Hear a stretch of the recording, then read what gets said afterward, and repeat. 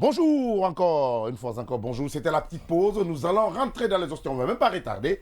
On était en train de dire les inondations récurrentes partout aujourd'hui en République de Guinée. Et ici même à Conakry, dès qu'il pleut, des zones qui n'étaient pas inondables sont inondées. Est-ce les travaux aujourd'hui et les chantiers ouverts sur Conakry?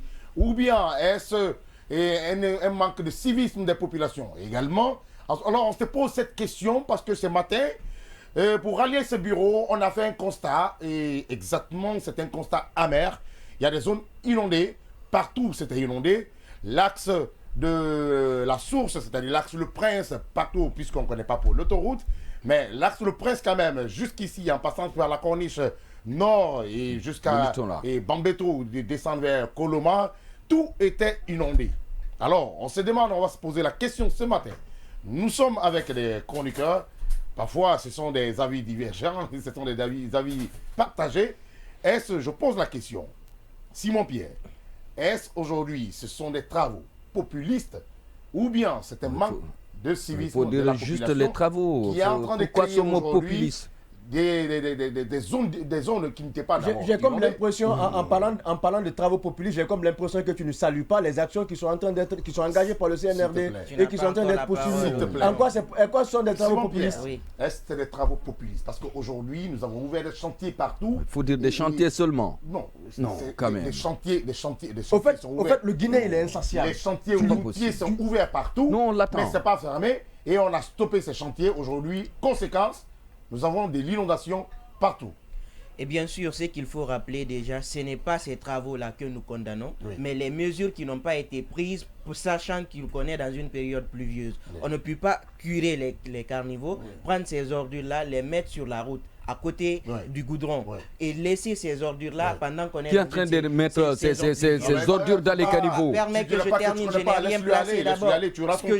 Ce que je dis, il faut s'interroger sur l'origine même de ces inondations. Déjà, il y a eu des travaux, c'est bien salutaire de faire des travaux, mais lorsque vous ne prenez pas les mesures en curant et en ramassant ces ordures-là sur le goudron, lorsqu'il y a de fortes pluies, ces mêmes ordures-là se réversent sur la route et vont même à des endroits où à l'habituellement c'était pas inondable. Et l'autre chose aussi, c'est qu'il faut rappeler, aujourd'hui les populations également profitent de ces moments de pluie là pour venir déverser leurs ordures dans ces carnivaux là et même sur la route. Vous avez des gens qui ne sont pas abonnés au PME et qui refusent de payer. Mais est-ce que ça existe suffisamment les PME aussi? Oui, ça existe suffisamment. Ça existe, mais généralement sur les grandes actions. Si on prend le ratio par exemple dans un quartier comme ici, sur une population de 1000 habitants, vous trouvez qu'il n'y a que seulement une seule entreprise, un seul PME. Oui, justement, mais ça n'exclut pas aussi à ces citoyens-là de trouver des poubelles où mettre leurs ordures. Ce que j'ai dit aujourd'hui, la responsabilité, quelque part, le CNRD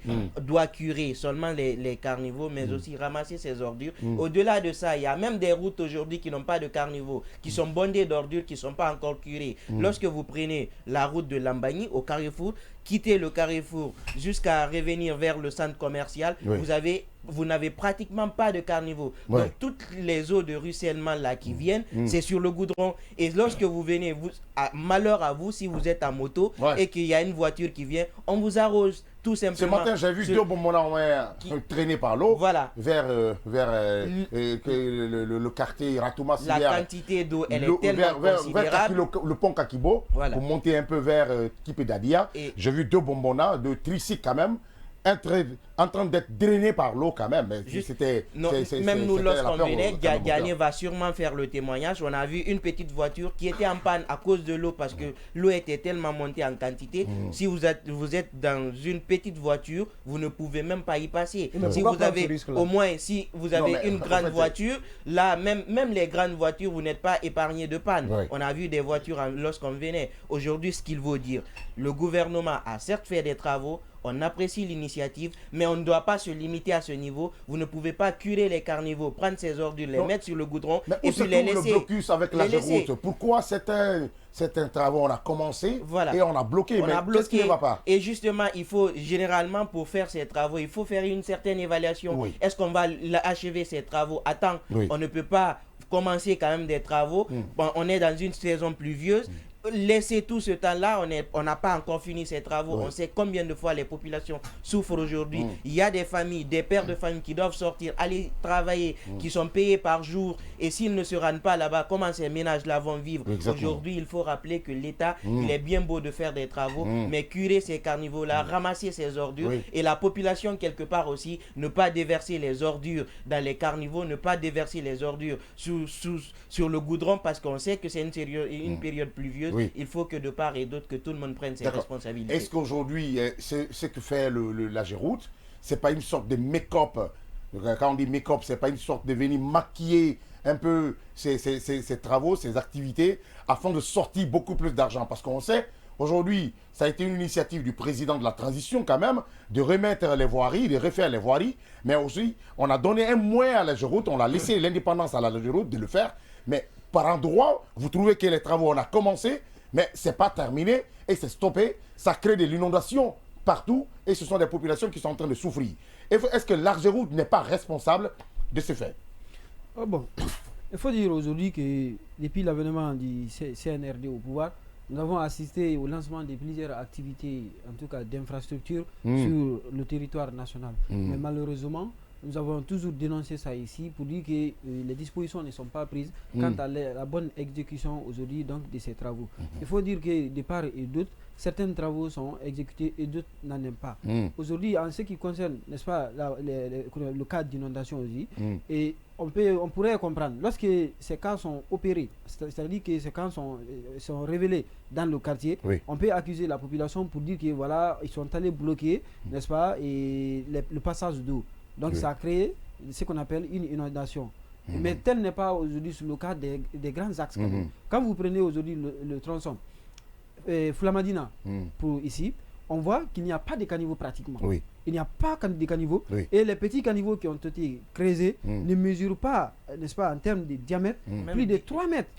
Même pas 3 mètres. Même pas 1 mètre. 50 mètres. Vous voyez, et également aussi, la profondeur ne mesure pas aussi plus de 25 cm, même pas 30 cm.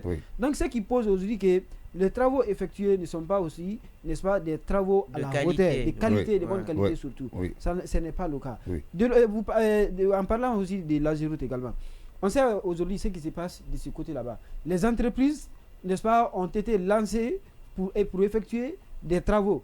Mais si ces entreprises-là ne perçoivent pas en contrepartie donc de leurs prestations, les financements qu'elles doivent avoir ici, ce qui veut dire que les travaux seront obligatoirement abandonnés par ces entreprises en attendant donc d'avoir une source de financement. Est-ce que forcément la raison, dans la mesure où mais c'est que quand on le rôle de l'Argeroute, c'est aussi d'évaluer l'inexécution des obligations de l'autre peut entraîner l'exécution des obligations de l'un. Je pose bien la question, est-ce que forcément la raison, ou d'ailleurs est-ce que la seule raison pour laquelle les travaux sont arrêtés? On a évoqué certains aspects. Attention, il y a un aspect qu'il ne faille pas oublier, c'est quoi? C'est que ces derniers temps, c'est vrai que beaucoup de chantiers ont été ouverts par le CNRD, mais il s'est avéré par exemple que la précipitation, l'empressement avec lequel on veut que ces travaux-là accélèrent, on s'est rendu compte à mi-chemin que ce sont des travaux qui ne sont pas bien exécutés. Donc il arrive que les entités étatiques qui sont chargées de suivre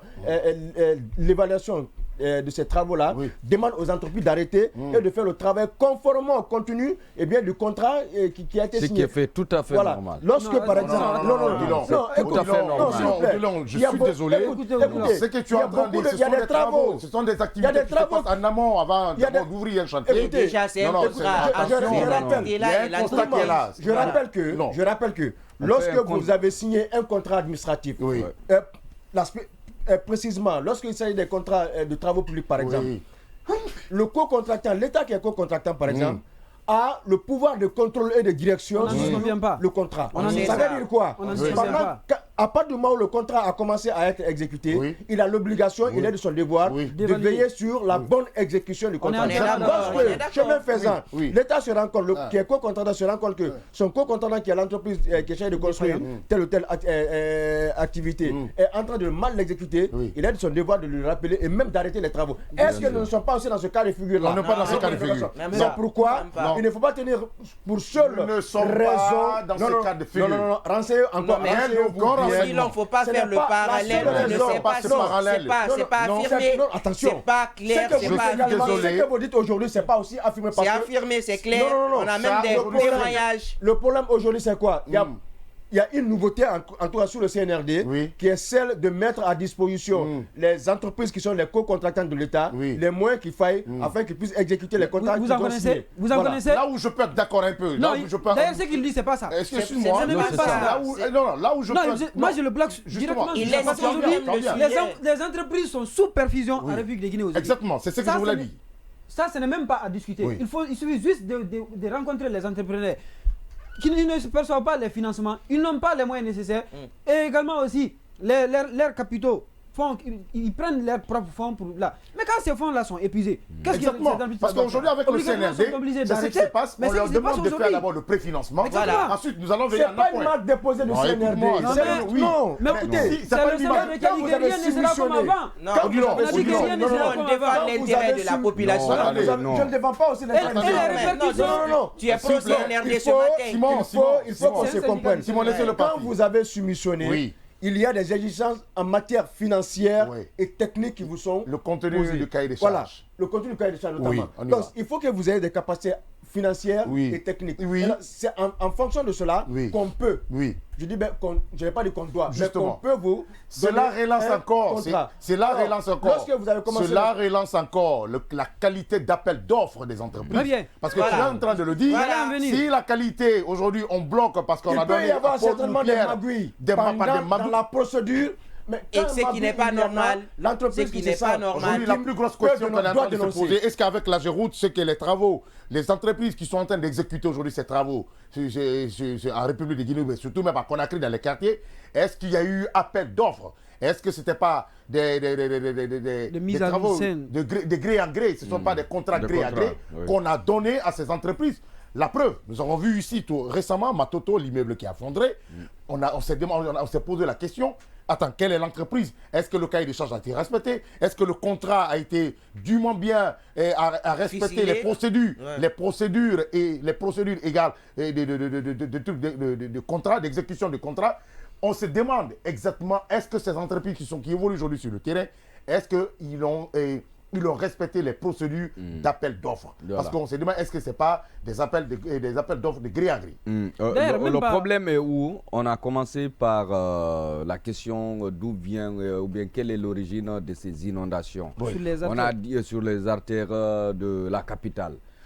On se pose les questions. Est-ce que c'est les travaux ouverts, les chantiers ouverts partout? Nous pouvons te garantir. Moi, je dis non. Les inondations n'ont pas commencé aujourd'hui à Conakry. Et puis maintenant, selon même les météorologues, il ne pleut pas trop à Conakry. Non, le problème n'est même pas la mine. Le problème est là-bas. Le problème est là-bas. Attention. Le problème est là-bas.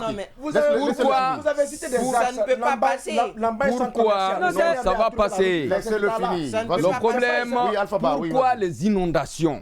C'est ça la question principale. Exactement, vas-y, pourquoi les inondations? Pourquoi les inondations? J'ai dit, selon les météorologues, la quantité d'eau, en tout cas, la façon dont il pleuvait vers les années 90, vers les années 2000, il ne pleut plus comme ça. On est à Conakry, tout le monde sait que cette année, la pluie a retardé. Donc, s'il pleut comme ça, il fallait s'attendre à tout ça. Ce n'est pas la première fois. J'ai pas fini. Je ne suis pas d'accord. Arrêtez. Le problème, c'est quoi? Oui, on peut dire que les chantiers, ça fait partie. Mais ce n'est pas sur tous les axes qu'on a ouvert quand même des chantiers. Il y a des chantiers qui ont été terminés et ça passe très bien. Mais chez nous, là, le problème, c'est quoi? Il y a l'incivisme.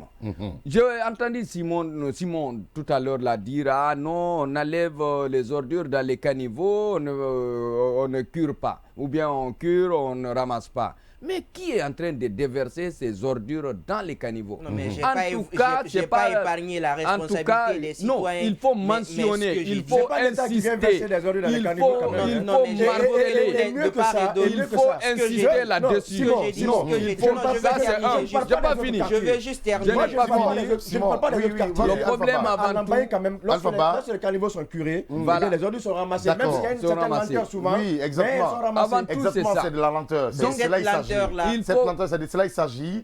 Au cas où il y a pluie, la lenteur est là. Par exemple, vous avez curé aujourd'hui, vous avez mis les ordures à côté. Et que la nuit qu'il pleut.